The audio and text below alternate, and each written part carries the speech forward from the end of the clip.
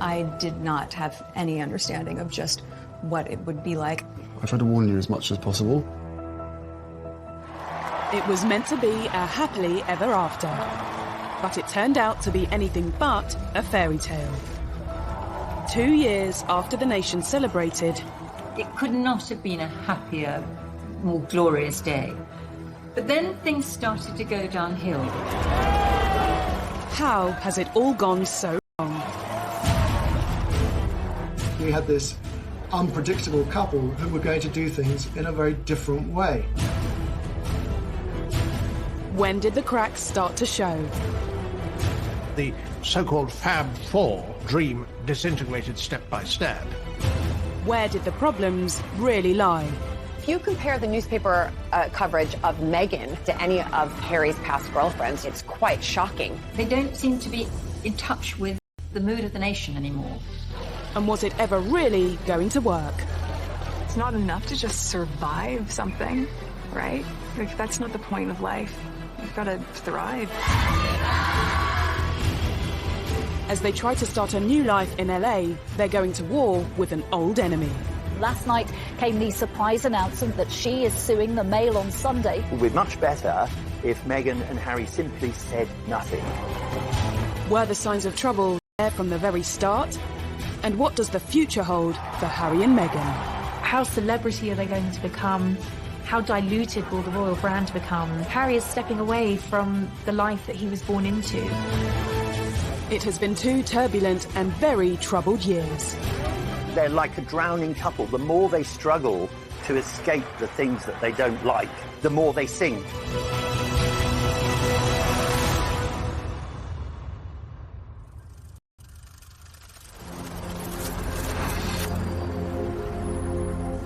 Harry and Meghan have changed the regal backdrop of Windsor for the luxurious Hollywood Hills. We won't be hearing about Harry, Meghan, and Archie and the royal family together as one for, I expect, for months to come until they come and visit over here, or maybe William and Kate and George and Charlotte and Louis will head on over to LA. Wouldn't that be a great photo op? They've also swapped the royal court for the High Court, in a legal battle which highlights so much of what's gone wrong in the past 2 years.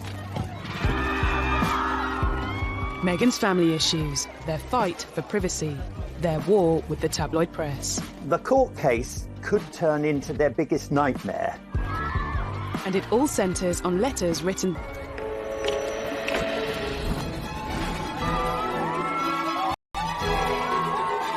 Only 2 years ago, Harry and Meghan's wedding had been a day when Britain basked in the sunshine and the warm glow of a royal couple, all set to transform the future of the monarchy. The mix of the tradition and the new and the mix of cultures totally embodied in one church service.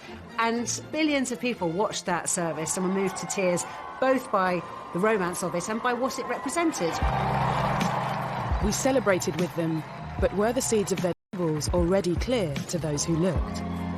For the 2 years since the wedding, I think they've tried to recreate and maintain the kind of positivity that was around at the time, but that's just unrealistic and naive.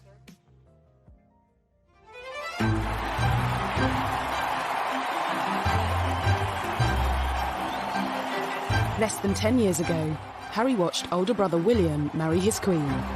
The future heir to the throne had officially settled down. But the younger prince didn't look likely to follow suit anytime soon.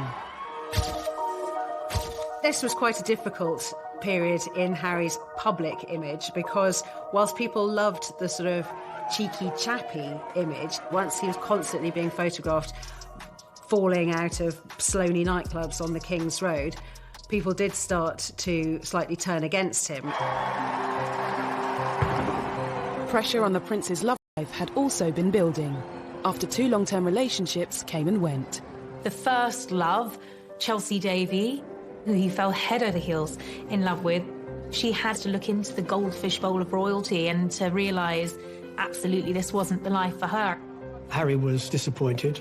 His second relationship with Cressida Bonus, an actor, and she too didn't like the idea of media intrusion. When you marry into the royal family, you have to give up so much individually as a person, or at least that's what's expected of you. Girlfriend-wise, you know, it's my private life, so it's a different story. But yes, I am very, very protective. Obviously, it is part of my life. It's something that is part of the baggage that comes with me. I wouldn't say that Harry was unlucky in love. He just hadn't found the right one until Meghan came along. And when American actress Meghan Markle did come along, she looked set to change everything. When Meghan first appeared with Harry, she seemed absolutely perfect. The fact that she was American, she was a career woman, she was mixed race. She brought a whole lot of new things into the royal family that the royal family needed. In this strong, striking, confident woman, and the scrutiny of being in the public eye. But the nation's favourite prince, with a divorced Hollywood A-lister, raised some eyebrows from the start. Much attention was paid to her mixed heritage. Harry's fallen in love, and there were people happy about that. But then on the other side, there were people, the papers, the mainstream papers and the tabloids, talking about her in a very negative sense. People were already painting her in ways that it was clear they knew nothing about her, but it suited their negative narrative to call her what she's not, without any evidence. It is, and it was, racist. If you compare the newspaper coverage of Meghan compared to any of really Harry's past girlfriends, you know, it's quite shocking. The press has always denied racism. In November 2016, Prince Harry confirmed his relationship with Meghan in a statement telling the tabloids to back off. Looking back, was this an early sign that it wouldn't be business as usual? Harry issued this quite extraordinary statement attacking some sections of the media he wasn't going to tolerate, kind of invasive techniques that once surrounded his late mother. He couldn't protect his mother because he was only a small boy, but boy was he going to protect Meghan. In the explosive statement released via his press secretary, Harry also asked the media to pause and reflect before any further damage is done. This statement packed a punch. It was Harry speaking in a way that he had never done before. I mean, he was talking about levels of harassment, unacceptable levels of harassment, how Meghan had been the victim of sexist, racist comments and commentary and negative articles. He was clearly a very, very angry man. And actually, to a degree, he had a right to be. Prince Harry has always had a level of mistrust towards the media. But this was one fight that was always going to have an unhappy ending. The palace thought it was unnecessarily antagonistic, and as though Harry was somehow spoiling for a fight. He went about it in an aggressively confrontational kind of way. You cannot control the media. The Queen has managed to reach a position where she's very rarely criticised, because when she, in the past, has occasionally been criticised, she says nothing. It would be much better if Meghan and Harry simply said nothing. A year after Harry's unprecedented statement, news broke that he and Meghan were engaged.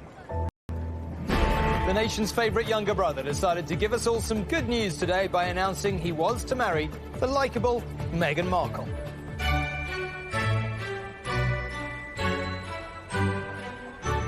Unlike Harry's from Kensington Palace. I was, of course, anticipating it, me being an American, who obviously I've married into aristocracy, and then to see somebody else, just to see how she would be on camera. And it was wonderful.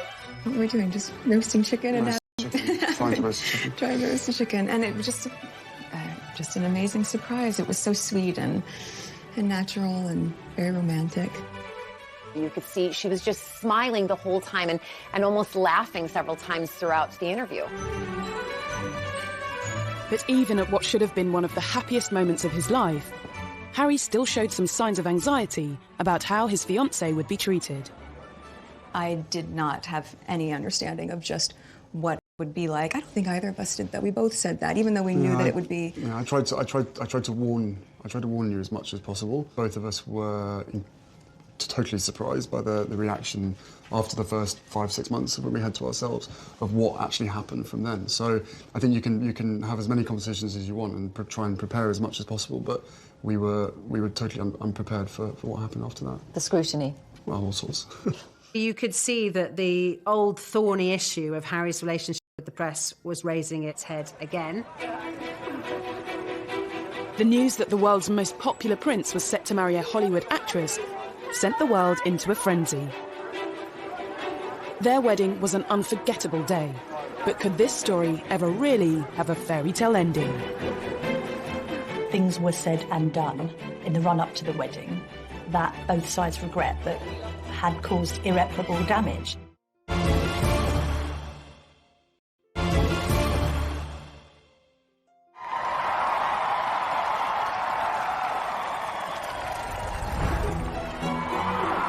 On the 19th of May 2018, the eyes of the world were on St George's Chapel in Windsor.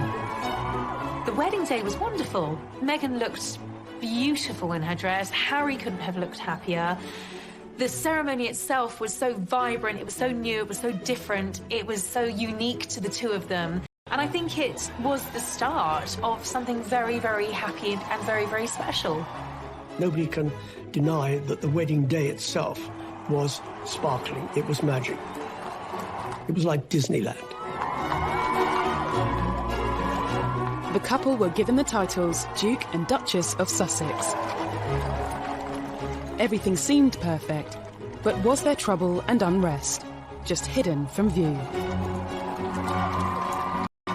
Everybody was happy for Harry. Everybody thought Meghan was marvellous.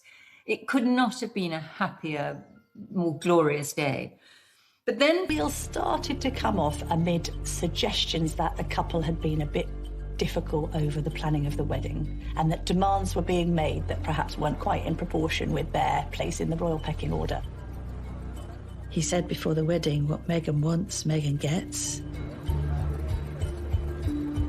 Negative reports surrounding claims of Meghan's behaviour emerged from within the palace.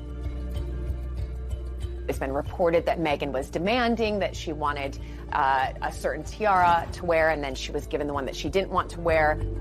And claims Meghan rowed with Kate's staff, which were denied by Kensington Palace. Meghan just didn't like any pressure, and on a couple of occasions she actually told staff not to interfere. It was none of their business. She would have the wedding she wanted. No one had any idea that this was all building up into a much bigger and wider and more troubling picture. According to reports at the time, it was claimed Meghan also clashed with members of Harry's own family.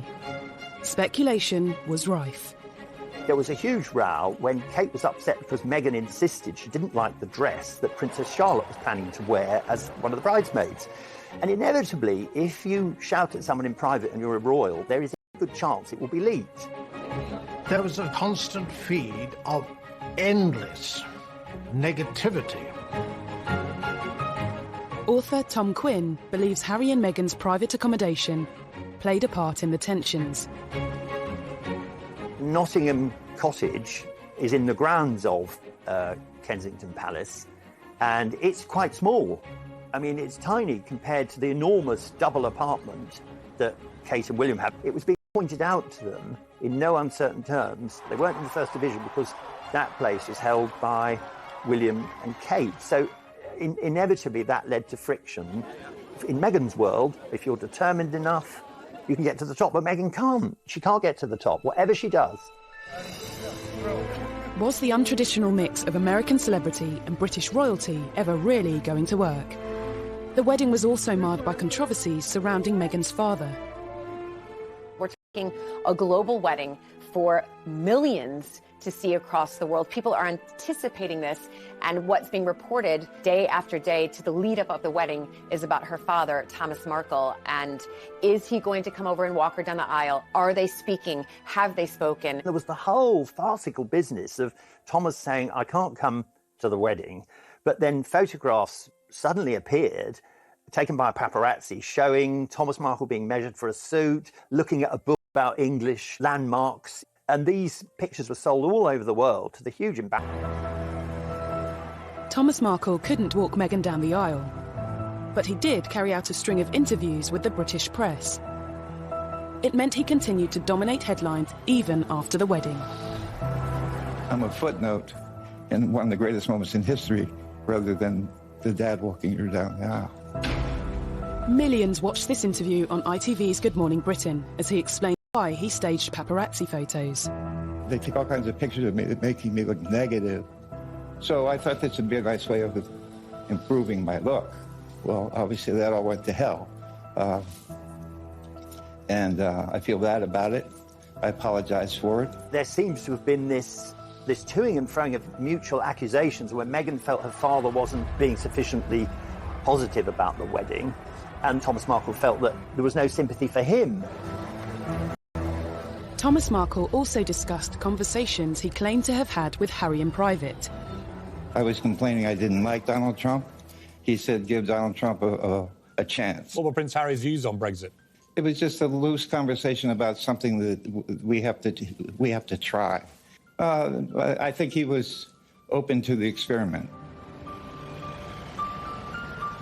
But text messages presented as evidence in Meghan's upcoming court hearing have revealed what conversations really took place.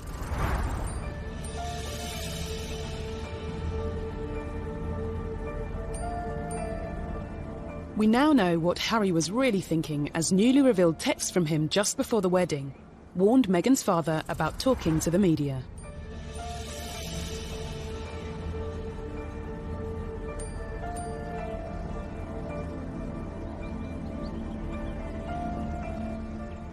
These text messages are actually evidence showing that they were reaching out to Thomas Markle, that they didn't close him off by any stretch of the imagination, that they were trying to contact him and speak to him.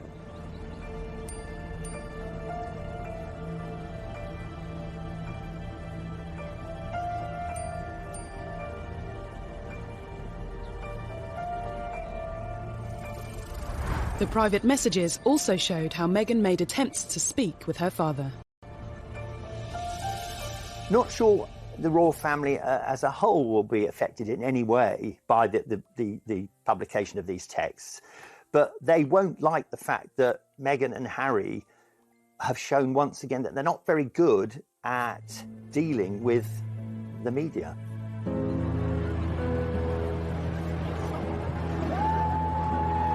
Evidence given to the High Court also confirmed that Thomas Markle hasn't been in contact with Meghan. 2 years on, the extraordinary messages have lifted a lid on private royal conversations that are now being showcased to the public.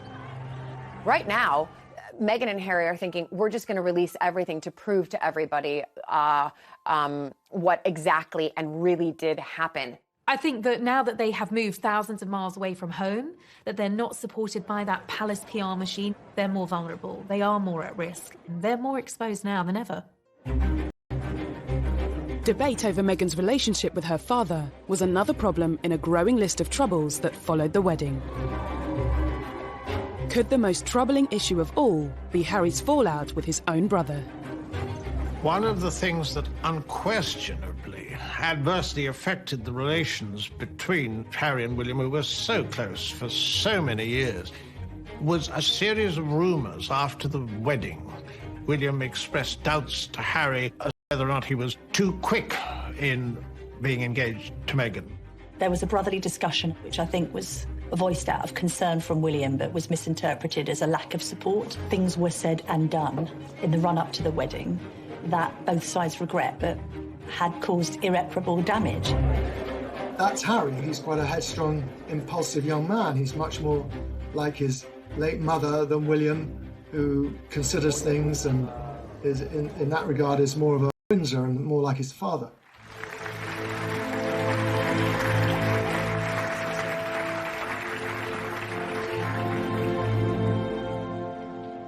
The alleged rift between Harry and William cast doubt over the future of the Fab Four, the title given to the brothers and their partners after they joined forces for the Royal Foundation charity. They looked amazing, they were all similar ages, and they all had, it looked like a common purpose to make the royal family younger, more modern, more diverse, more approachable, more empathetic. All of those things worked very, very well for a brief period, and then the cracks started to show. Had signs of trouble even been evident at their first public event as a quartet? Okay, the last thing you disagreed on, how do you resolve it? I can't remember, they come so thick and fast. But is it resolved? We don't know. Oh, we don't know. Well, you're putting on a great show if it's not. The so-called Fab Four dream disintegrated step by step. Despite the troubles within their family, it wasn't long before news broke that the Duke and Duchess of Sussex was starting their own. The real crunch came when Archie was due to be born. Even before the birth, Meghan's celebrity lifestyle... Now, nothing wrong with going to a baby shower. That's what Americans do. We don't do it so often in the UK. But they do it in America. It's a common practice. But she flew over a private jet. What's wrong with a commercial jet? It was the first sign of breaking with royal tradition, and there would be more to come. They wanted to do things very differently. All right, so far, but things then got a bit laughable. All the little signals meant a breakup with the royal family was inevitable. And now suddenly we had this unpredictable couple who were going to do things in a very different way.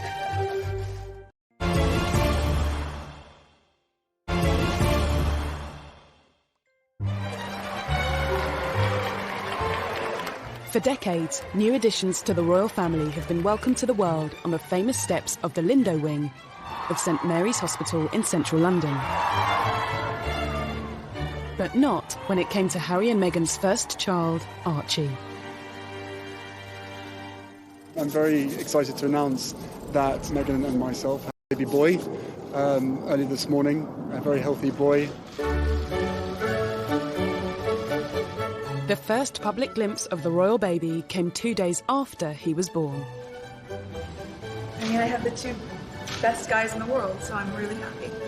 He has the sweetest temperament. He's really calm and... Who gets that from? They were not going to follow the usual pattern of a royal birth. They wouldn't say, A, where the baby was going to be born or when it was born. They would make the announcements on their terms at a time that suited them. But at the same time, they were members of the royal family and they had accepted £2.4 million to renovate their house in Windsor. I think the public felt that they had a right to get excited about the birth, to maybe wait outside the hospital, wait for a glimpse of mother and baby and father to come out. Then the public was denied that. That really rattled the press. They didn't like it. As well as denying the papers a front-page picture, Harry and Meghan also kept their choice of godparents private. Looking back, a telling sign that big changes were on the horizon. I think that this was their way of saying, oh my gosh, the more we give to the press, the more they take and write not very kind articles about people or about their lives. So they just thought, we're going to start stepping back so that they have nothing to write anything damaging about. But it was very much Harry and Meghan not just wanting to do their own thing, but wanting to say, we're signalling a change. Things are not going to be the same anymore. We're an independent unit. The couple had already begun forging their own path, moving from Kensington Palace to Windsor in time for Archie's birth. Then, a month later, they split from William and Kate's Royal Foundation, marking the end of the Fab Four.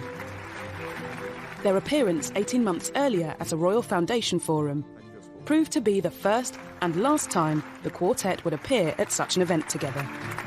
Do you ever have disagreements about things? Oh, yes.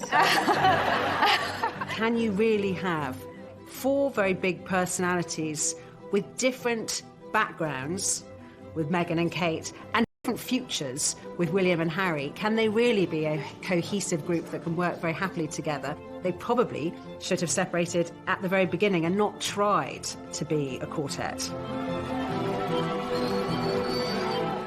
As a new family, Harry, Meghan and Archie toured Southern Africa. I wanted to ensure that our first visit as a family, with my wife by my side, focused on the significant challenges facing millions of South Africans. Many of their troubles seemed to disappear. They got very positive press in Southern Africa. That went down incredibly well. They couldn't have done it had they written the script themselves. Couldn't have been better. They were the golden couple sprinkling fairy dust all over Southern Africa. And then at the end of that tour, they completely shot themselves in the foot. This led to the ITV documentary where they talked about being so deeply unhappy as senior members of the royal family, which hit the world like something of a thunderbolt. In a revealing documentary, Harry and Meghan expressed their true feelings and the problems bubbling under the surface. There's been a lot of talk in the press about rifts with your brother. How much of that is true?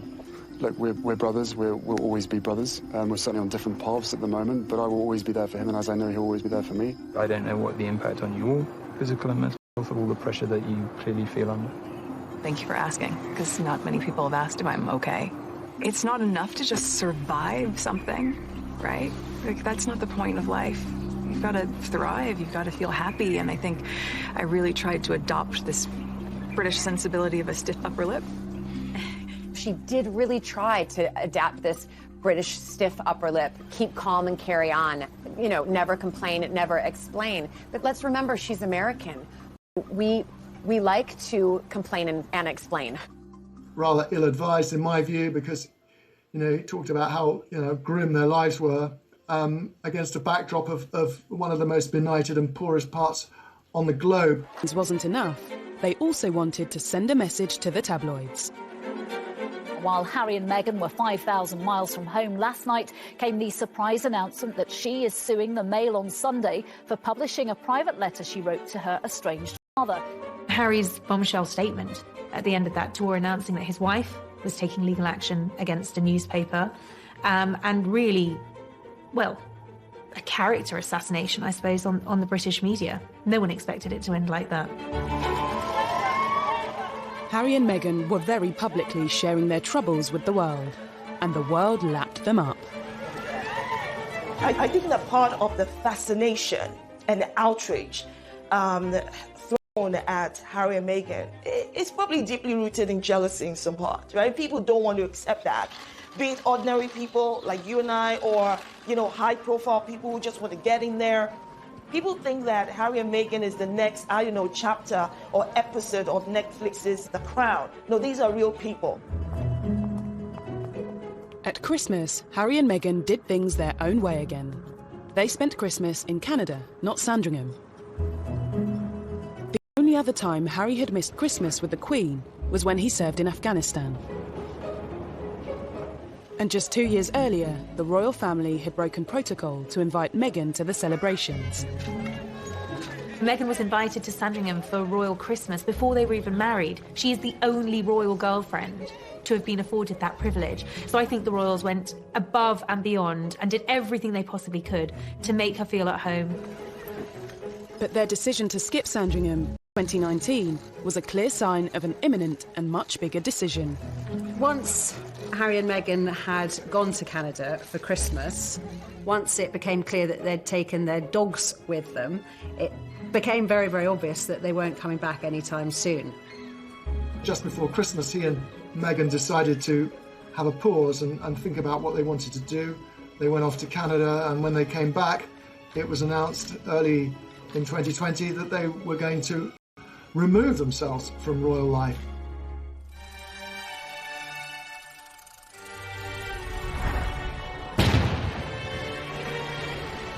In January 2020, they dropped the biggest bombshell of all.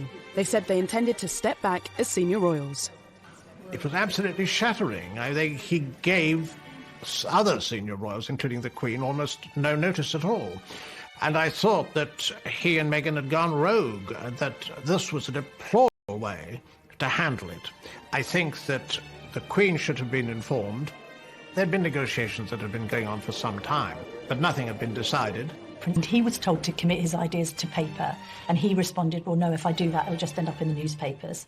Essentially, on one hand, you had a royal family feeling that they were being bounced into making a decision on the couple's future, and the couple being very frustrated that the palace machinery wasn't quick enough to respond to their desire to change things. For many, what became known as Megxit now seems like it had been inevitable from the start. Harry and Meghan saw perceived slights at every twist and turn, and things which seemed quite minor became quite major, and it really came as no surprise as the weeks and months went by that really what they were angling for was not just a different kind of royal life, but a different life, and in fact a life absent from the royals, if you like, to break free from royal duty and everything that he'd been used to, which of course is what happened. Was the break down to tensions with the press, issues with traditional royal life, or something else? I think he defers to her a great deal, and she's a very confident, articulate woman who's done very well for herself, but I think she has no idea of the sense of duty. Now, Harry is in his 30s, right? And I do not understand why anybody would think that he would not have matured, changed, grown up in different ways. And the fact that you're seeing a side of Harry that you haven't seen before is because this context in which he's currently dealing with did not exist before. Why is that surprising? Should we have seen it coming? Has Harry never really been happy with his royal role and all the attention it brings? Did he find his greatest peace when he was in the army? The army allowed Harry to feel normal. That's what he wanted. Would you say then you're more comfortable being Captain Wales than Prince Harry, or is it just a case? No, definitely. I think I've always been that. My father's always trying to remind me about who I am and stuff like that. But it's very easy to completely forget about who I am when I'm in the army. You know, everyone's wearing the same uniform and doing the same kind of thing. Harry and Meghan's announcement also detailed how they wanted to be financially independent and retain some royal responsibilities. A meeting was called between Harry, Prince Charles, Prince William and the Queen. Harry and Meghan were expecting an awful lot with what they were demanding at the Sandringham Summit, as it was called, when they were laying out how they thought it would work and how it would continue to be half in the royal family and half out of the royal family, either in or you're out. And it was definitely the Queen who said no very, very firmly to her favourite grandson, and that must have been very hard. Harry and Meghan's final royal engagement was in early March, and for some, it seemed their troubles were still on display. There was quite a lot of tension there. There was some interesting body language with both of the brothers studiously examining their programmes and not really talking at all. Meanwhile, Meghan's there with a megawatt smile, trying to make the best of things. I would say that what interaction we saw, and there wasn't much, between the Cambridges and the Sussexes seemed to me extremely frosty. Harry and Meghan have long been suspicious of the press and the motives of the media. But taking on the tabloids is a battle that can come with consequences. If you want less press intrusion, yet you launch court cases against the press, this could lead to the ultimate horror that Meghan could appear in court, at least in theory, against her father, Thomas. They don't seem to be in touch with the mood of the nation anymore.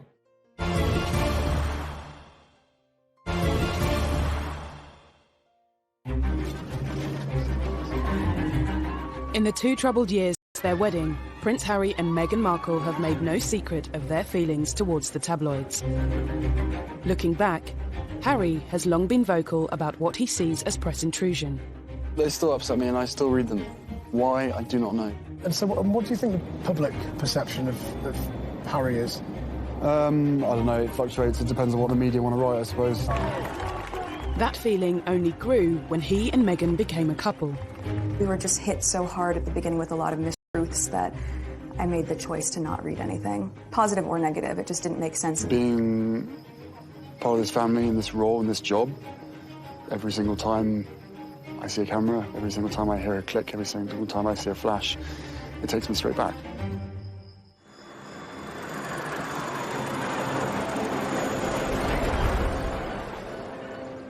In a bid to distance themselves from the glare of the spotlight, Harry and Meghan went to Canada. I think the reason for this whole upheaval, I suspect, was that Meghan was unhappy here and Harry wanted to protect her and to make her happy.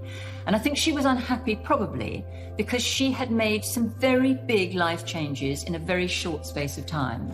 She'd left her job, she'd left her country and all her support network in America. She had come to a new country, she'd married into a big family, and she'd taken on a new job, and she had had in under 2 years. People had been putting the dots together and working out that actually they hadn't just gone for a long Christmas break. They really had escaped, as far as they saw it, and had no intention of coming back. There was shock in the wider British public.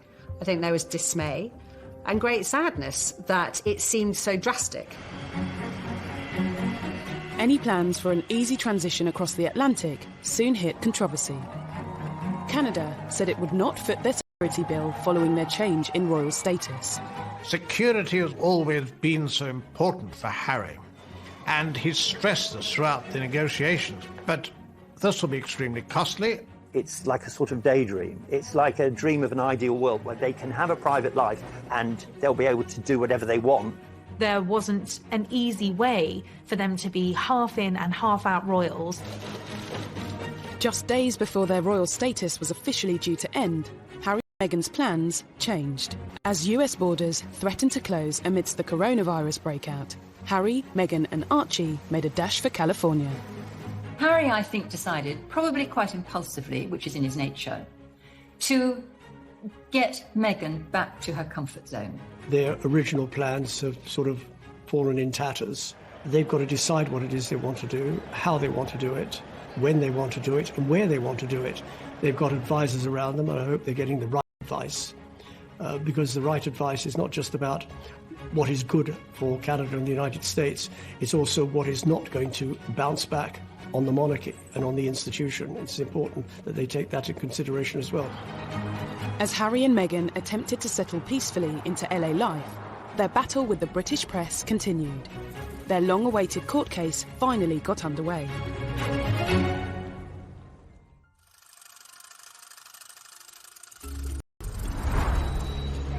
Meghan is suing Associated Newspapers for misuse of private information, breach of data protection and copyright infringement, after a letter she sent her father was published by the Mail on Sunday.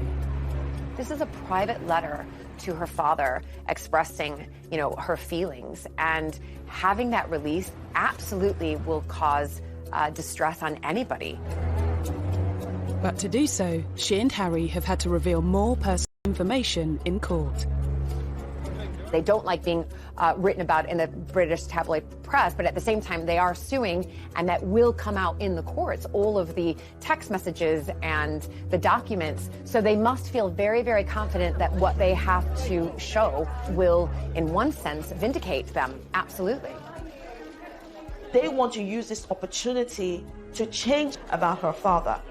Clearly, it means a lot to her personally to be able to say, none of these things are true. I got in touch with my father. I tried to help my father. It was difficult to reach my father. He wasn't responsive.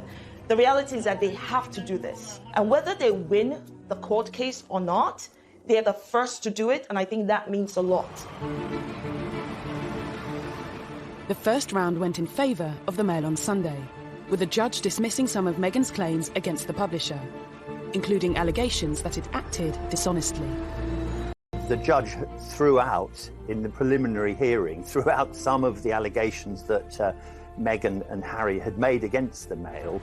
He described them as irrelevant, just not part of anything the law could look at or decide on.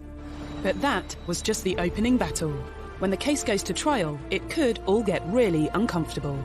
If you want less press intrusion, yet you launch court cases against the press, this could lead to the ultimate horror, and that would be that Meghan could appear in court, at least in theory, against her father, Thomas, who has contributed to a great deal of the adverse publicity that they've received.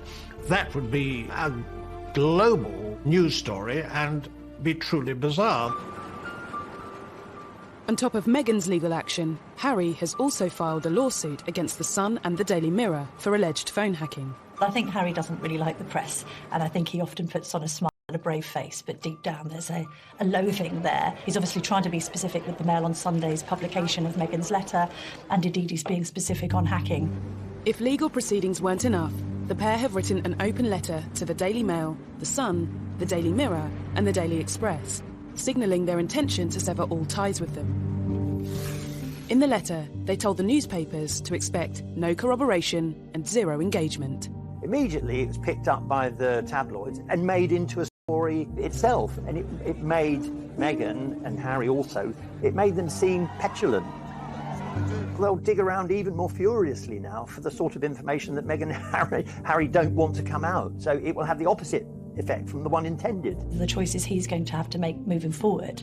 But that absence of palace protection, which he did find frustrating, there is a sense that even before Meghan was on the scene, he was growing sick and tired of being told what he couldn't do by the palace. I'm not quite sure what it is that they want. You're taking on a big beast if you go to war with the tabloids. They are very powerful, and they have the ability to make or break. The months to come are going to be crucial for Harry and Meghan as they start a life away from the royal family. They are tremendously happy together, but there's no question that this is at a very high price. Harry and Meghan's life as a married couple at the forefront of royal duties in Britain lasted just 2 years. The couple's new life is here, Los Angeles. But it hasn't taken long for reports to emerge claiming Harry feels his world has been turned upside down and that he misses the military. When he did leave, he clearly wasn't ready or willing or able to completely sever those ties, which is why he's continued not just with some honorary titles and sort of bells and whistles jobs, but he wanted to really continue to support particularly injured servicemen, both with the Walking Charity and with the Invictus Games. And that has obviously brought him a lot of happiness. I think that's the thing he's going to miss the most now that he's not in the UK. He'd be like a lost soul there. It'd be far worse for Harry in America than it was for Meghan in England, because he's not as tough as she is. It seems for Meghan, there's no place like home. If you look at the photos when we were first kind of introduced to Meghan, she was in yoga leggings, she was in her Ugg boots, she was casual, and then all of a sudden she moves over here and she's in, stockings, or as I would say, pantyhose, wearing a dress, having to wear a hat, full hair and makeup, heels all of the time, and all of a sudden they've gone back to North America and she's back in her yoga pants and, her comfy boots and casual, and going back to how probably she has been living her whole life apart from this little blip when she was living here for, less than 2 years. How are you making it no different from some of us that pack up our bags and go live in Australia or New Zealand or move to South Africa or decide to go live in Iceland? When you get there, you figure out whether or not you're comfortable, whether or not you're getting what you want from the place. And maybe they plan to be there for a short while, for a long while. I don't know. And can I be honest? It's not my business. While the couple have been stateside, there have clearly been some things they've missed back in the UK. Reports claim Harry is back in touch with William, and the whole family video called the Queen. They did the Zoom call, on the Queen's 94th birthday with Archie, and, that was, accurately reported. This is her grandson. This is her great-grandson. So the Queen's always going to have a connection with Harry and vice versa. And that was reported in two ways. Some viewed it as a cynical PR move. Others said Harry and Meghan can't win. They were simply showing they've not forgotten their family. I think Harry loves his grandmother, the Queen, and in his mind first and foremost, along with protecting Meghan and Archie. Harry and Meghan may have very little control over what is written about them. But with a new bombshell biography on the horizon, is this a sign that they are trying more than ever to be authors of their own future? A tell-all book would really quite shock everybody. I don't think... This summer, Harry and Meghan will continue to dominate headlines. A new unauthorised biography will soon be hitting shelves, with claims it will be very much told from the couple's perspective. It promises unique access to friends of Harry and Meghan and will dispel many rumours and misconceptions that plague the couple. Will it be a case of history repeating itself? Look at what happened to his mother when she did the biography with Andrew Morton. It caused massive issues and problems within the royal family. I don't think he wants to follow in those footsteps of his mother right now in what she did in opening up to the world a tell-all book. Again, it would really go against everything that they're trying to put out there, is that we want to be private. It's probably, again, their own pathway of saying, you know what, we want to tell our story, and this is the way we're going to tell our story. Reports claim Meghan wants the book released sooner rather than later, and that she wants to shatter the image of being a demanding diva. You can be certain that the book won't give both sides of the story. I think it's more likely to be a self-justifying book, but it does give them something to do in a world where, especially Harry, has nothing to do. It seems their story is far from over, but Los Angeles comes with its own way of doing things. In the world of celebrity, anything goes. I mean, you can go to a burger joint and be photographed outside. Haven't got the same kind of privacy restrictions, but also the same agreement between newspapers and the palace. They're not protected by the palace anymore. How celebrity are they going to become? How diluted will the royal brand become? You know, Harry is stepping away from the life that he was born into. That comes with risks for him. Harry and Meghan say they're determined to carry on charitable work. Marking Archie's first birthday, the couple featured their son in an online charity video, only to receive yet more criticism. We're going to read Duck, Rabbit, Kitty. Oh no. Good job.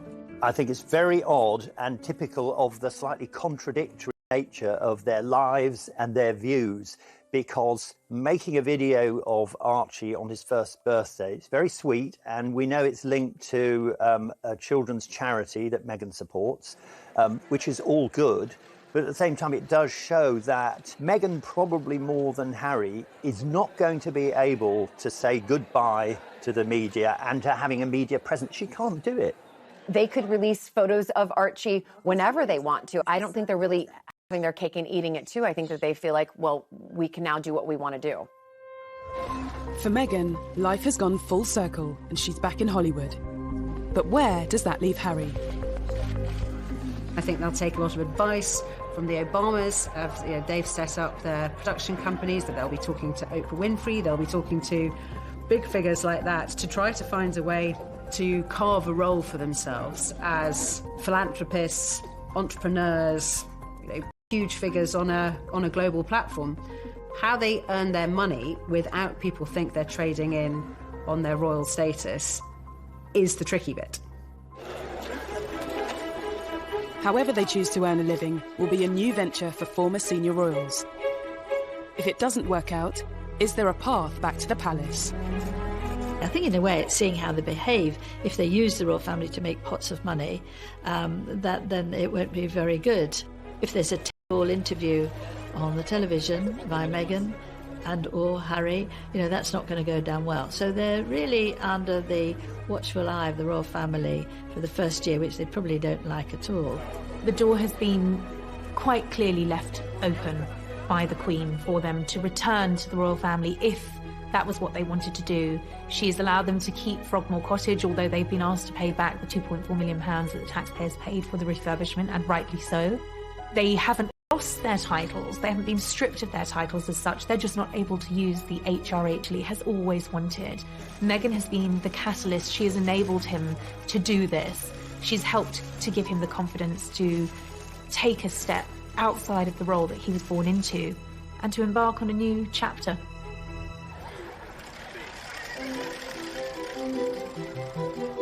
They may be at the start of a new chapter, but it's been a troubled 2 years for Harry and Meghan. Looking back, were there signs of trouble from the start? And looking to the future, are there signs of more trouble yet to come? Harry was intent on a different path, clearly. I mean, I don't think he deliberately set out to upset the public, and quite possibly he hasn't. Although I do think a lot of people have become rather disenchanted with him and her over what has happened subsequently, and he is not quite the popular figure that he once was. No matter what, someone is going to be criticizing them, no matter what they do. They have this wonderful platform and they know it.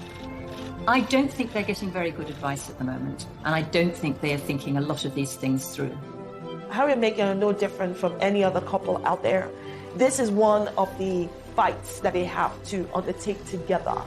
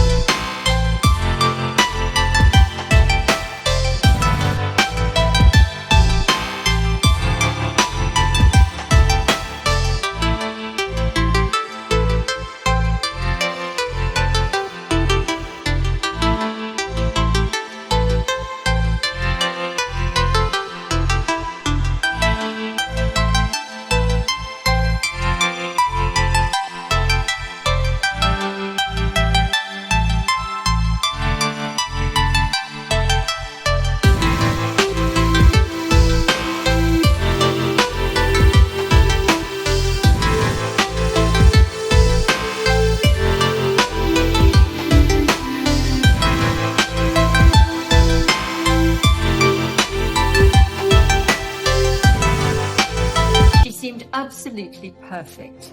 The fact that she was American, she was a career woman, she was mixed race, she brought a whole lot of new things into the royal family that the royal family needed. In this strong, striking, confident woman, and the scrutiny of being in the public eye. But the nation's favourite prince, with a divorced Hollywood A-lister, raised some eyebrows from the start. Much attention was paid to her mixed heritage. Harry's fallen in love, and there were people happy about that. But then on the other side, there were people, the papers, the mainstream papers and the tabloids, talking about her in a very negative sense. People were already painting her in ways that it was clear they knew nothing about her, but it suited their negative narrative to call her what she's not, without any